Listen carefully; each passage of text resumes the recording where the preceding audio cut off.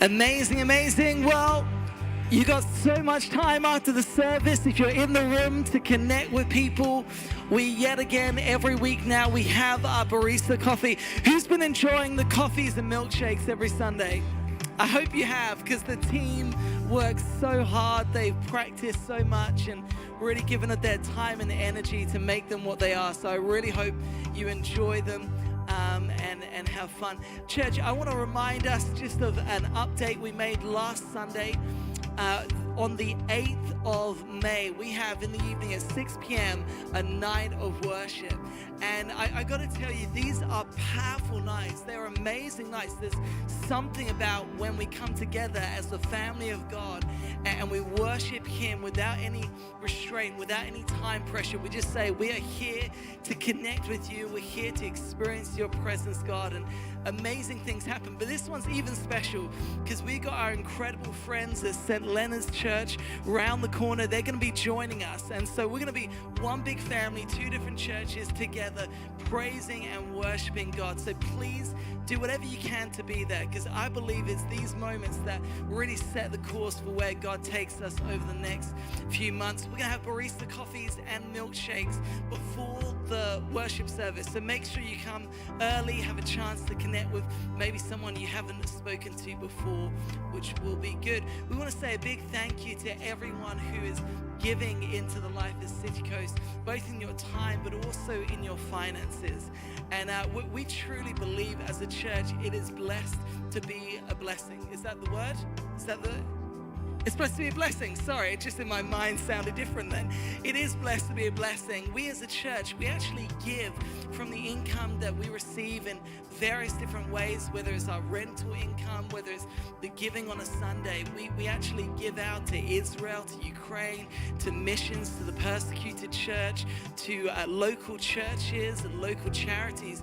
Why? Because we really do believe it is blessed to be a blessing. We believe that we are called to be a generous church. We're called to, that is the way of God's kingdom.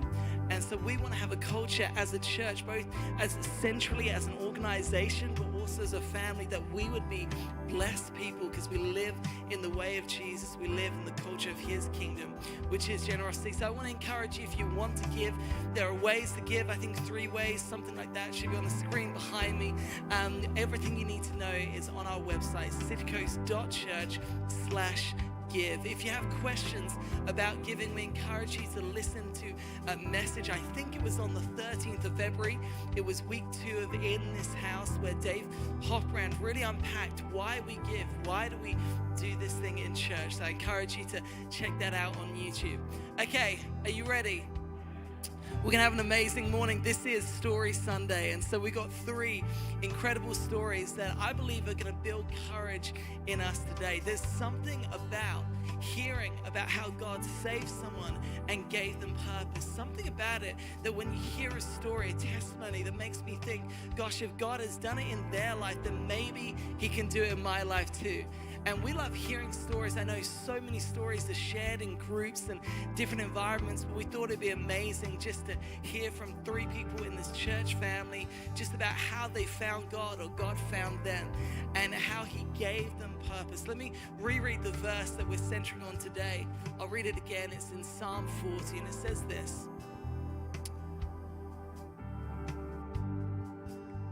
I will grab my Bible if it's... Here we go. I waited patiently for the Lord to help me, and He turned to me and heard my cry. He lifted me out of the pit of despair, out of the mud and the mire. I love that so much. He set my feet on solid ground and steadied me as I walked along. He has given me a new song to sing, a hymn of praise to our God. Many will see what He has done and be amazed. They will put their trust in the Lord. And really our prayer this morning is that as you hear these stories, that it would cause and inspire you to put your trust in God in an even greater measure to how you are today. I pray that as we hear about how people were saved and how God gave them purpose, that it would remind you of the goodness of God in your life, and that truly the world around us would see Jesus as they see our lives. So we've got 3 people. Can I say this? Sometimes when the microphone goes in front of you, you can feel all confident until that moment. And it sometimes takes a bit of courage to speak on this platform. So can we be a family that encourages these people as they come and bring courage to us? And so let's put our hands together and welcome to the platform, Nikita Mitchell.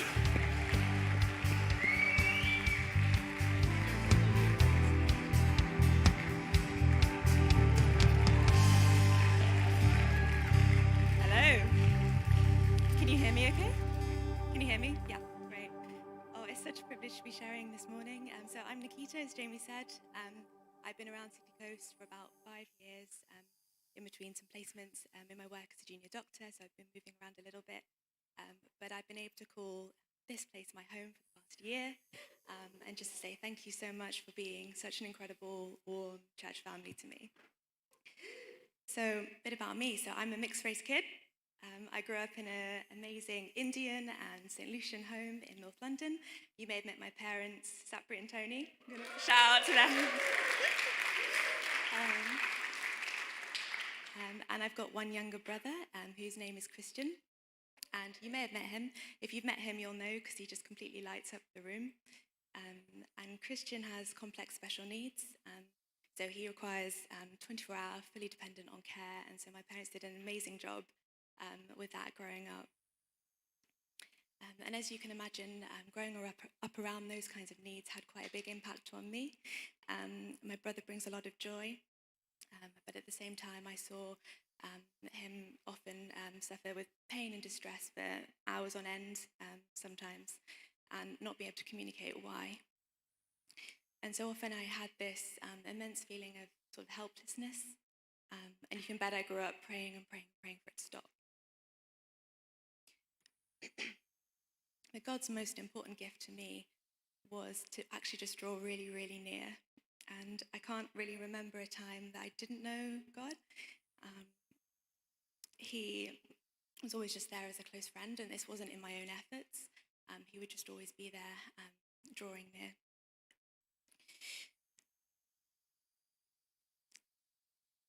And his love was so clear to me and tangible that often I never needed to even question his goodness in my life, and that he cared about the little details in my life. And fast forward a few years, so I found myself in the medical field, and this is not something that I ever thought I would, growing up, that I would end up in.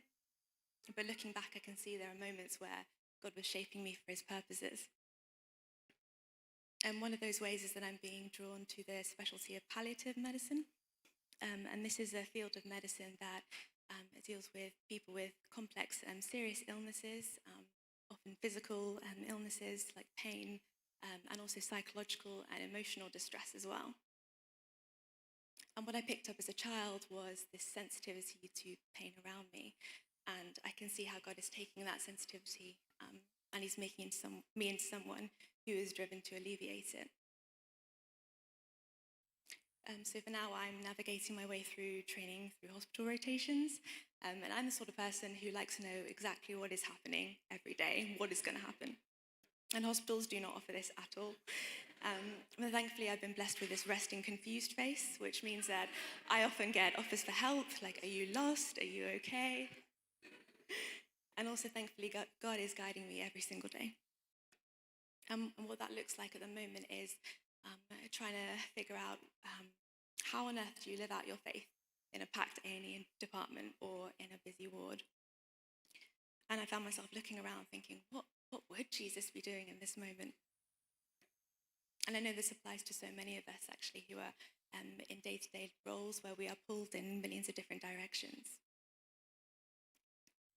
And I love how in the Bible, Jesus so often looks around in the chaos of people crowding around him and making demands, and he anchors down into knowing who he is, and he looks at the task that his Father has set before him, and he simply asks, what now? What next? And the amazing thing as Christians is that we have the same privilege, and we can be assured that our life's work is clearly defined, and that there are good works prepared ahead for us to do. And we get to hear God's still small voice every day if we choose to tune in. And I can't keep keep track of how many battles God has fought for me at work. And whenever I've let him take my burdens from me, he's always carried me through. And it's an absolute work in progress. I have to remind myself daily when I'm psyching myself up in the car park before a shift that the purpose of my work reaches far, far beyond my day-to-day tasks.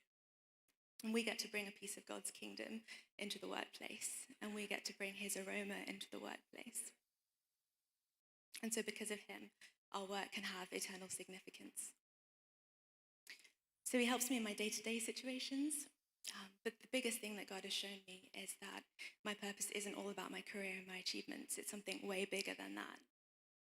It's to know and to be known by God himself.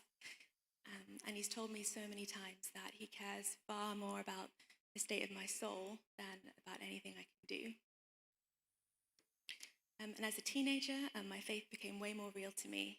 One day when a few people in my youth group gathered around and prayed for me, and I was filled for the first time with this overwhelming joy and peace. And it clicked for me then that he wanted me to experience him in a way that is personal and real. And he continues to be a God that I can experience in that way. He doesn't want us just to know about him. And getting to know what that personal relationship looks like is a lifelong journey. And it's not something that we can do alone. It's something that we need people to get alongside us with. And I've had a community of people who have gathered around and challenged me and prayed for me. And when I was studying, some older, wiser Christians, they helped me when I was struggling with seeing God as kind of apathetic towards me. I felt like he was generally in a good mood, but if I didn't quite hit the mark, he might withdraw and grow cold for a couple of days. And I realized that he's actually always actively leaning in, and he is calling us by name. And I was struck that the Bible uses these images of God running to us and searching for us and rejoicing over us. And he's excited for us to get to know him. And I can have this intimacy with the perfect God, not because I've made myself good enough in my own strength, but because Jesus made himself like one of us and paid for every single trace of sin on the cross. And as I acknowledge that I can't ever be good enough, which hurts, by the way, as a perfectionist, and I ask for forgiveness and I turn away from my way of doing things, I'm made good enough, and he sees me as right with him, and I can have that relationship with him personally. And not only has he saved me from my sin, but he also gives me a whole new identity. And this can be quite a scary concept for a lot of Christians. I remember once at school, I thought, right, today I am not going to sin at all. And I sat very still, and within 20 minutes, one of my friends looked over at me and said, "Why are you being so boring?" And that is so often the image that we can have of what it means to be changed by God. And sometimes we think that God's idea of our new identity is to come and shave away at our personality and make us nice and smooth and symmetrical, like a little Christian stump. And actually, I found that he's taken my natural tendencies of being anxious or perfectionist or overworking, and he makes me braver and bolder and freer, and he gives me more joy. And when we allow God, who designed us, to shape our character, we actually become more of who we were meant to be. It's like the colors of our personality become more vibrant and brighter. And when I mess up, I can say, "Hang on, I'm sorry, God, that's not who I am. That doesn't fit with the identity you've given me. I'm not a slave to that anymore. And you have so much better for me and for the people around me." And you start to love what he loves instead.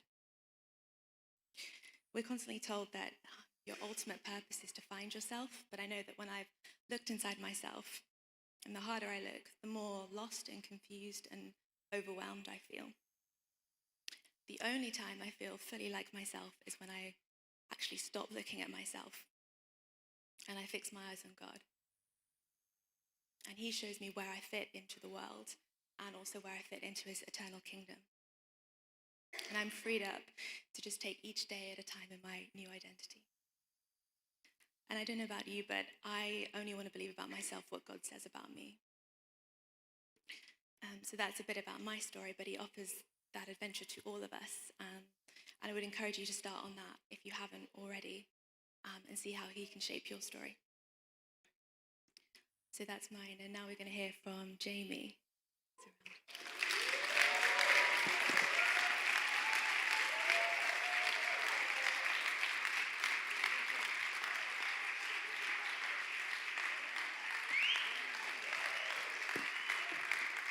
Good morning.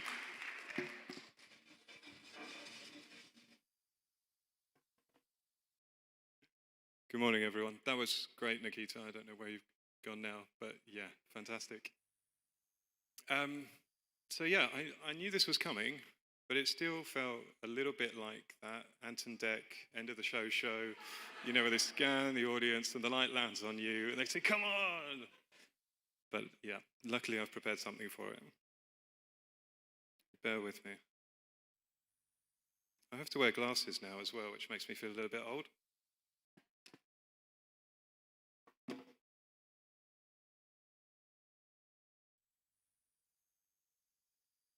Thanks, mate. It looks a lot different up here as well, actually. Yeah, it's a new perspective. So when Jamie asked me to do this, he said, "Do you enjoy public speaking?" And he laughed when he asked me, so I think he already knew the answer. Yeah. But he said, "One thing about you, Jamie, is you're really good at being you." And I thought, well, yeah, I can manage that.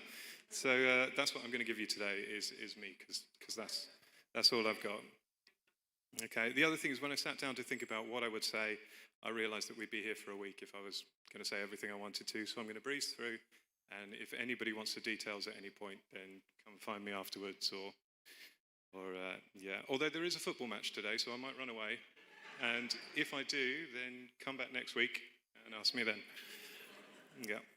Okay, so a bit about me is I'm Jamie, as I've said, somebody else said. I'm a tax manager for an organisation over in Brighton, but I won't talk any more about that because it's not very interesting.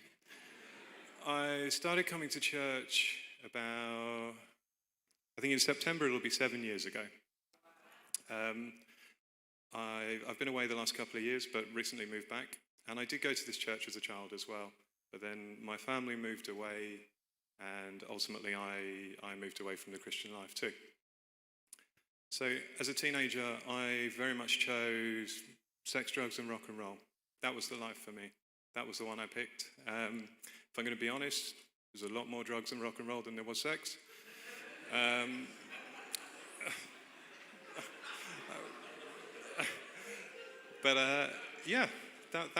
was the life for me. And I think as a teenager, I don't want to say it was okay, but where the responsibilities weren't there, it didn't seem too much of a problem. But it's a difficult life to lead because it never lets go. It only brings you further and further in, where all you want to do is party and get wasted. I mean, that's it. And if there's no party, then just get wasted, and that seems to be fine too. And that went on for a number of years in my life. Once I got into my 20s, it became really difficult. Everything around me suffered, whether that was relationships, finances, or just anything else, really. I was in a long-term relationship with a girl for about 5 years, and that was a relationship built on the foundations of two people who like getting stoned and playing PlayStation. That was it. And unsurprisingly, that didn't work out. So after that, I continued in the same process. I would say living for the weekend, but I wasn't bothered about the weekend. If there was something going down every night, I was down for it every night. And I couldn't get out of this. I tried so hard. I tried to cut back. I tried to show some self-control, to invest my time in something else. And it just wasn't possible. This ruled my world. Smoking weed especially, that was the big one for me. That dominated my life. And there was one night I was at home, and I remember vividly, I smoked a joint, I was watching South Park, and that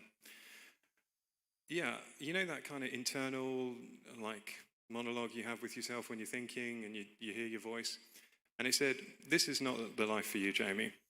And I thought, that must be God, because I wouldn't talk to myself like that. I would say, "I need to stop doing this. Why are you doing this again? Let's do something else." It would all be I, and me. And I thought, this is not the life for you, Jamie. Like that has to be God.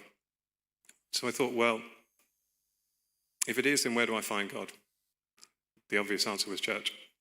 So I came along with my mum one Sunday. I sat in the seat over there. And I said, God, if this is you and if this is real and if this is everything you say it is and you can help me, then I'm willing to give this a go.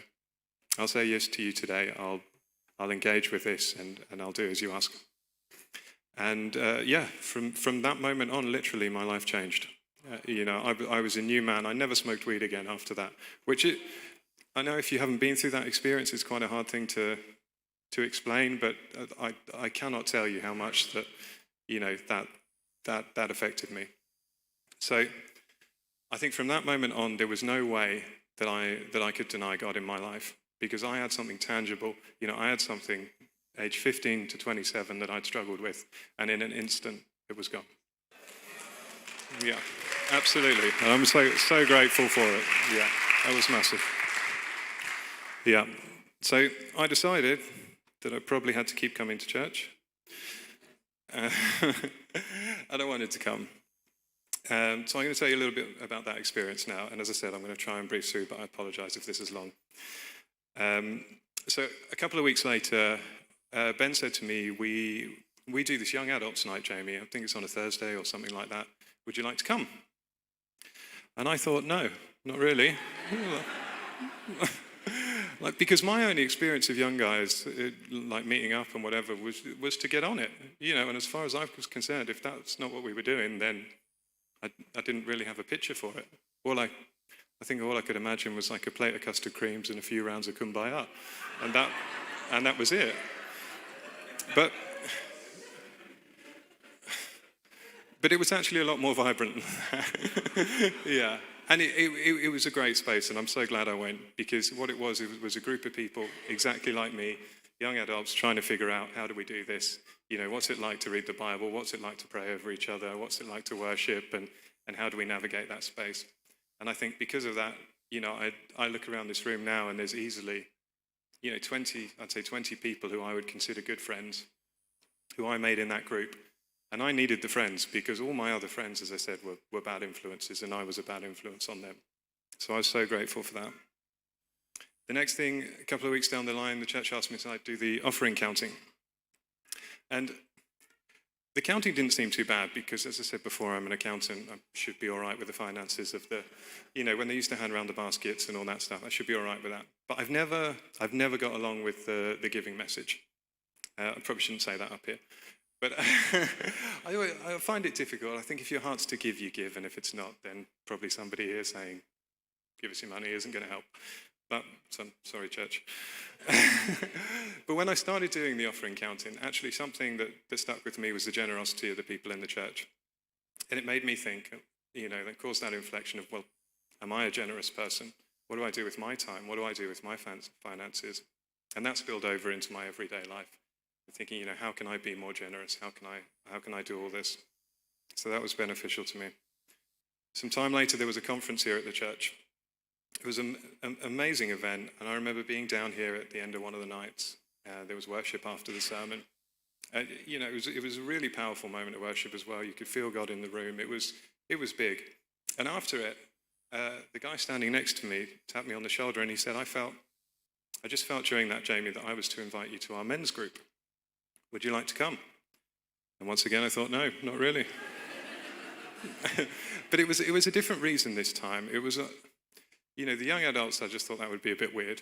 But these men, these were people in the church that I really respected. I really looked up to them. They were mighty men of God, and I felt that, I was still going to young adults. I don't have kids. I'm not married. I'm not anything like that. I wasn't sure what that space would offer me, and whether I'd be more of a hindrance to those guys than I was of any kind of benefit. But I went along anyway, and I'm so glad I did, because these guys laid the foundations in my life for what it looked like to be a man of God in the world. What it looked like to be bold and courageous, but to still be vulnerable and accepting that I needed God. When the time came, what it looked like to steward a family, what it looked like to use my finances wisely, what it looked like to pray with authority. This was massive. Some of these guys are in the room, and they'll never know the effect that God used them for in my life. So that was huge. I'm really glad I said yes to that. So then I got asked to join the host team. And those of you who know me, I wouldn't say I'm shy, but I'm certainly reserved. You know, if you talk to me, I'll talk to you, but I'm never going to be the extrovert. I'm never going to be the life and soul of the party. It's just not going to happen. So I looked at this and thought, this is a terrible idea. You know, I'm not a good fit for this. I don't know what kind of image I'm going to give the church as people walk in. Yeah, all right, hi, yeah, welcome. But I felt it was something God was asking me to do, so I said yes. And early on, I don't think it was the first week, but very early on, I stood next to Samir one morning. And I don't know if anyone's ever had a good morning from Sam, but it is the most special thing you've ever heard. Like, you literally, the moment he says it, you feel like there's no one else in the room. He showed up purposely just to walk you through this place. I would give you a rendition of it, but I can't reach the high notes. So you'll have to ask him afterwards. He knows exactly what I'm talking about as well. So yeah, go and ask him afterwards. But yeah, this gave me, this pushed me, or forced me, sorry God, into talking to strangers. Into everybody who walked in, I became a focal point, and I was uncomfortable with that. But it encouraged me to engage with people and to welcome them, to say hi and all of this stuff. And I found that all of a sudden, then when I was outside, living my normal life, there were people I was noticing who I never would have seen before. You know, there were people who were awkward, they were anxious, they were out of place, and something in me was like, go over, say hi, introduce yourself, ask them what they're doing. You know, and it was a complete carbon copy of everything I would do on the door. Oh, I'm hi, Jamie, nice to meet you. Is this your first time? Oh, you know, like everything that had come from that was now being replicated in my day-to-day life. So I was really grateful of that. One last thing to add is, as I said, I moved away a couple of years ago. I went to a church up in London, and they asked me to join the photography team. And I thought, yes, this is an easy gig. I can do, it's not the host team. Like, all I've got to do is take some snaps. No problem. Like, completely happy with this. So I went along and I took the pictures. And afterward, the guys were really encouraging. And they said, oh, Jamie, these are good. Are you into photography? And I said, no, this is the first kind of time I've done anything like this. But I went home that day and I thought, that was so much fun. I really, really enjoyed that.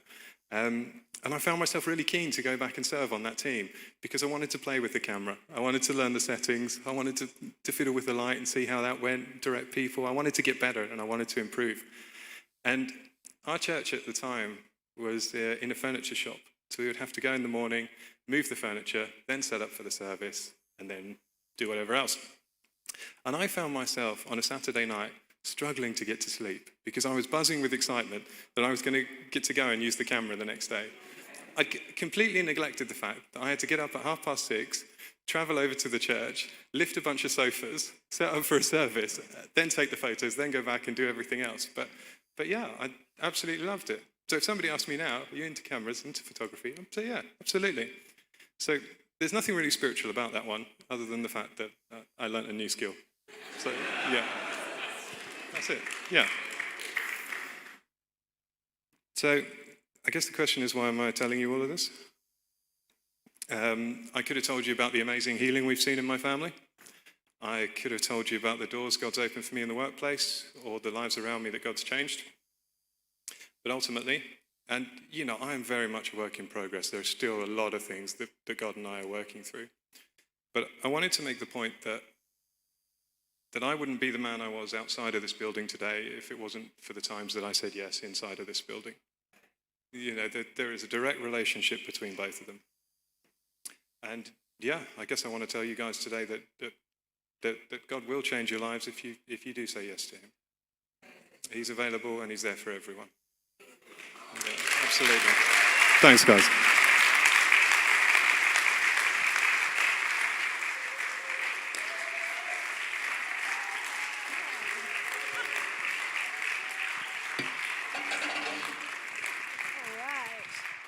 Morning, everyone. All right. It's a brave morning, isn't it, this morning? I'm referring to my dungarees. Do you like them? Birthday dungarees, here we go. They're cool, aren't they? We all need a bit more colour in our lives, I decided. Okay, Jamie, that was awesome. Where's he gone? I didn't know all of that, Jamie. That was really good. It's another Jamie. This church is full of Davids, Jamies, Joshuas. Only one Yo, though. I'm Yo. Woohoo! Hello, I'm Yo. I have been part of CityCoast I was working out, it's 21 years ago to this month. I moved down here with my now husband, Jamie. Not that one, another one. Because God basically made it very clear he wanted us here. So the only reason we moved here was for CityCoast, and we have no regrets whatsoever that we made that move 21 years ago. And since then we got married. We've now got 3 incredible daughters. Life's just unfolded around this place, this house, this home that is church. What I do in my week, I have a portfolio of jobs. I like to put I am a teacher by trade. I've just gone back. I'm very part-time. I teach kids to sew. I teach adults to sew, actually, as well. I do alterations. I'm a life coach. And then I lead the best team in this building. Oh, yeah. I am the worship pastor, lead our amazing worship team. Done all sorts over the years. But, yeah, this is home. This is my family. Love you all. But that's not what I'm here to talk about, is it? I'm here to talk about what Jesus has done in my life. So me, a bit like Nikita, I love that, mixed race kid. So I have a Dutch mother and an Indian father who was born in Africa. They met in Luton, the place to be, and they got married, and here I am. I'm the youngest of 3, so I'm the baby. Grew up in a family where religion didn't feature. And I'm actually quite grateful because I've discovered over the years that my parents had a discussion. My dad is a Parsi or a Zoroastrian. My mum doesn't have a religion, and they decided together that they didn't want to enforce a particular religion on us. They wanted us to work out our own way. Really grateful for that. So I grew up as a child. Religion didn't feature. I wasn't particularly cool, didn't wear things like this, and didn't fit in. Like, there weren't many mixed race kids in my town. I remember when a Japanese family moved in, and it was like, at last, somebody that isn't just white. But I learned from a young age that being smart and doing well gave me confidence, gave me acceptance with people. And I continued throughout my teenage years, achieving highly, often leading stuff and things. But and I was always very nice, by the way. I was always very nice, so people liked me. I was popular. But there was an internal insecurity of needing to be the best, needing to prove stuff to gain acceptance. I was insecure, basically, and I struggled. And it felt like I was carrying a heavy load. That perfectionist thing, Nikita mentioned it, that heavy load of, having to just strive to please people, to be the best, to be known, actually. Strive to be known, strive to be loved, strive to be liked. It's like a heavy load. So anyway, you wouldn't have known that looking at me, by the way. I seemed happy. I went off to university. First taste of freedom, no parents. And my parents were quite strict, and they weren't there. So I went off the rails. Not quite as badly as Jamie, probably. But made lots of decisions that I look back and I think, what was I thinking? And look back also and can see that God really protected me from getting really hurt, actually, and getting into some real messes. Quite incredible. But that was my first year at university. It was party, party, party. But also in my first year at university, my new friend, James, not Jamie, but it's obviously a good name, he got saved. He became a Christian. And James and I used to have lunch. We spent most of our time together on the same course. And we had lunch most days together. And he just talked to me about Jesus and church and what he was learning. And I was nice, so I listened. But I didn't really know I was listening for myself. I was just like, oh, that's nice, and then we just talk about other things, blah, blah, blah. And that was the end of the first year. Went and had my summer holiday, came back in the second year. And I was in a sports club. Anyone here play korfball? why isn't it a thing in the UK? It's such a cool sport. It's a cross between basketball and netball, and it's boys and girls play together, and it's really, really fun. So I was in that group, and we were recruiting at Freshers' Fair when all the new students arrived at university. We were the second years, we were recruiting. And we recruited this amazing bunch of first years. They were really cool, really fun. And I remember probably about a month into my second year, I was sitting on the sidelines at Korfball. Hadn't been chosen that night. I was sitting on the sidelines, and I just remember watching them and thinking, how do they know each other so well already? I've been here a year. I've got loads of people I sort of surface level know. I can say hi to everyone. But how did they know each other? You could tell that they loved each other. They knew each other. They understood. There was such a depth in their relationship. I was like, what is it? I want friends like that. I haven't got any friends like that. Guess what I found out? They were all Christians. And that, sort of spiked my interest. And there's a verse in John 13:35, which hopefully my wonderful media friends, yay, thank you, Emma. By this, everyone will know that you are my disciples, if you love one another. Oh, I think I typed it wrong, sorry. If you love one another. And as I've grown, and when I discovered that verse, I was like, oh my goodness, that's what those guys were doing. They were loving each other, and I knew, watching how they loved each other, that they were Jesus' disciples. They were followers of Jesus.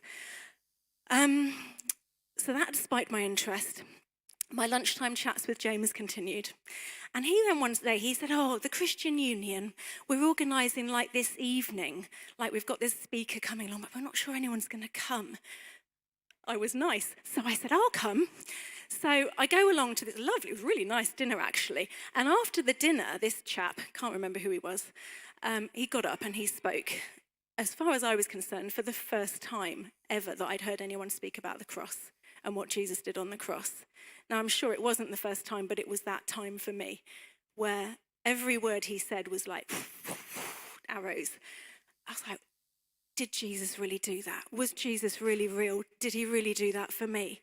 It was a really significant night. And that evening started a week of debates. Students like to debate. Debates at lunchtime, debates in the evening, meetings across the campus, where we were discussing all sorts of things I'd never thought about. I mean, I'd never thought about why does God allow suffering. Never crossed my mind. Never thought about what about the dinosaurs, but we discussed that.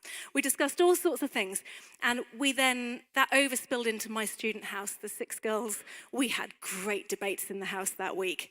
And by the Friday night, all my 5 housemates and we were at the meeting. And then that evening, I just remember at the end, I was in floods of tears and I knew I had to do something. If Jesus was real, if he had really walked on this earth, if he had really done what they were telling me he'd done and he'd gone to the cross, he died on the cross to take my sins, he'd been buried and he rose again. If you can't disprove that, I have got to do something about this. And my friend James just came over and was like, shall I pray with you? He's a very gentle chap. And I was like, yes, please. And we went to a little quiet spot.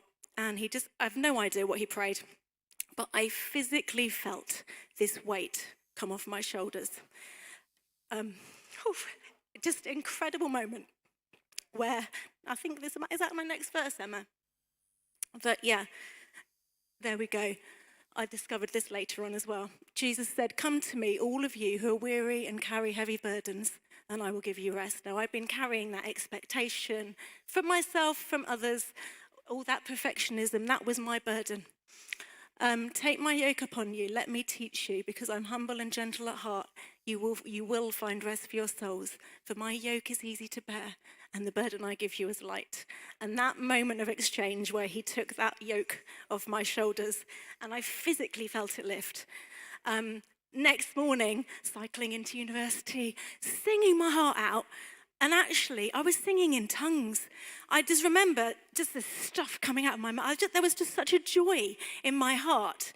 No understanding of what tongues was. Didn't know that the verse we're basing this morning on says, I'll give you a new song to sing. Didn't know any of that, but it just came out of me. And it was, I've got one of those stories where I know when I gave my life to Jesus. It's no more important than those of you that have always walked with Jesus. It's just, for me, I know that moment.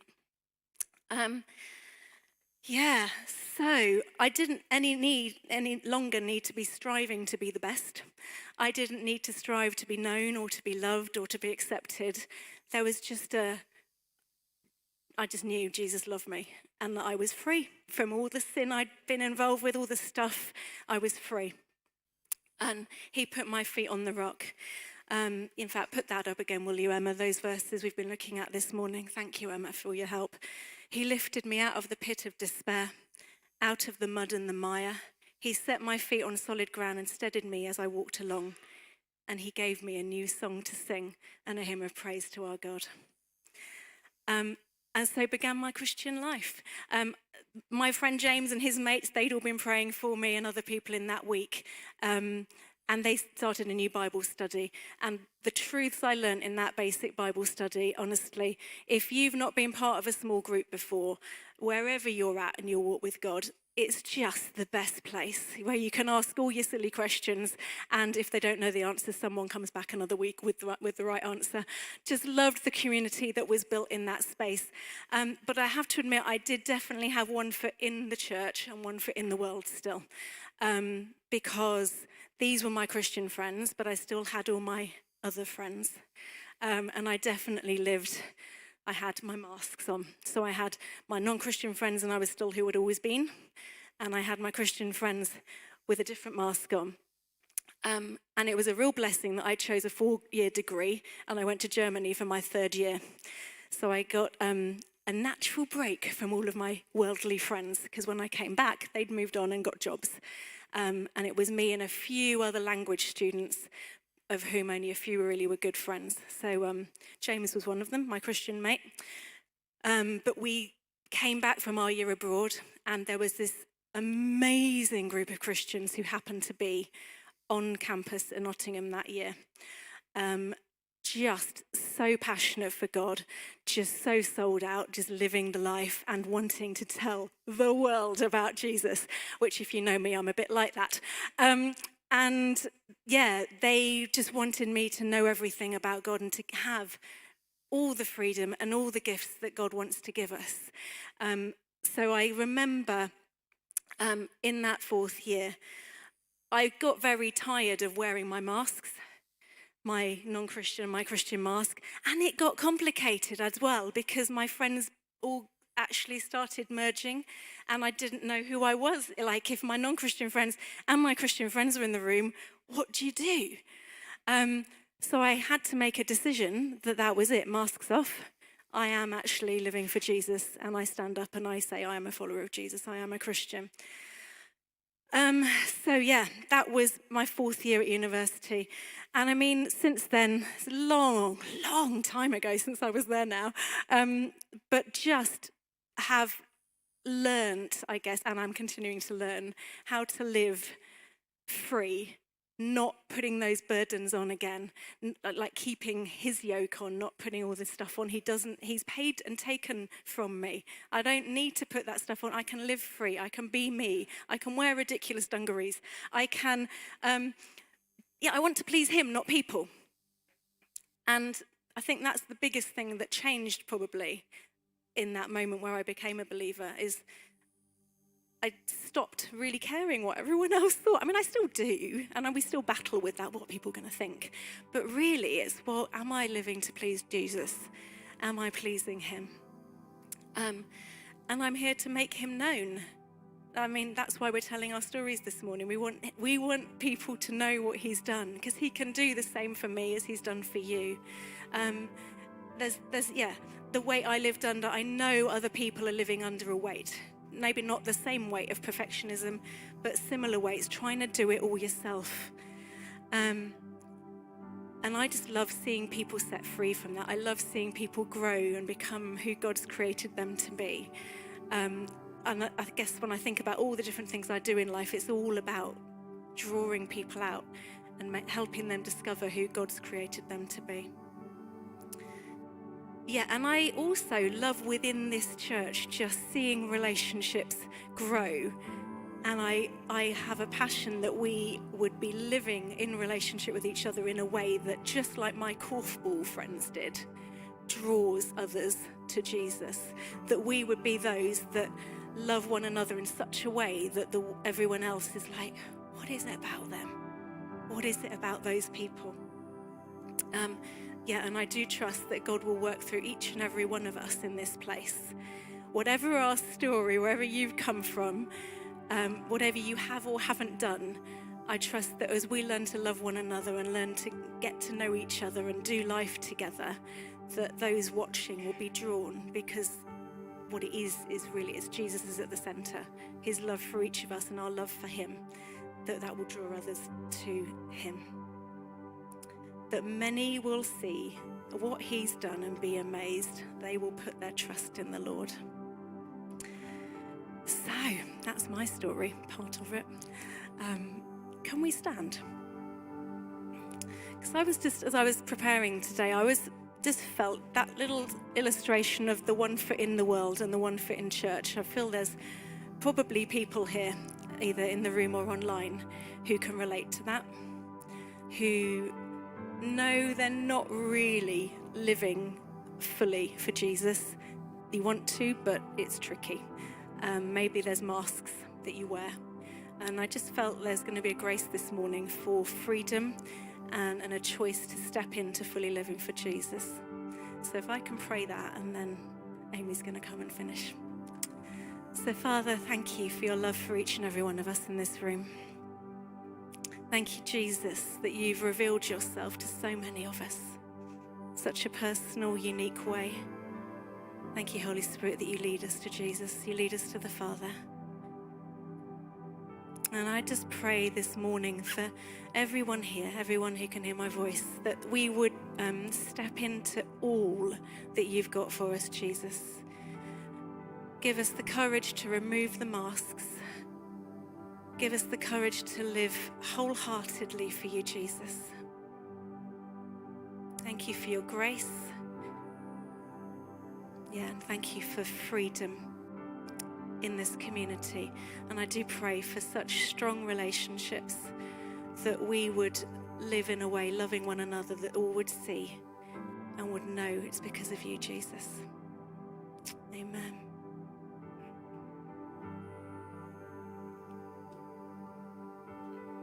Amazing. Isn't that amazing, just hearing people's stories?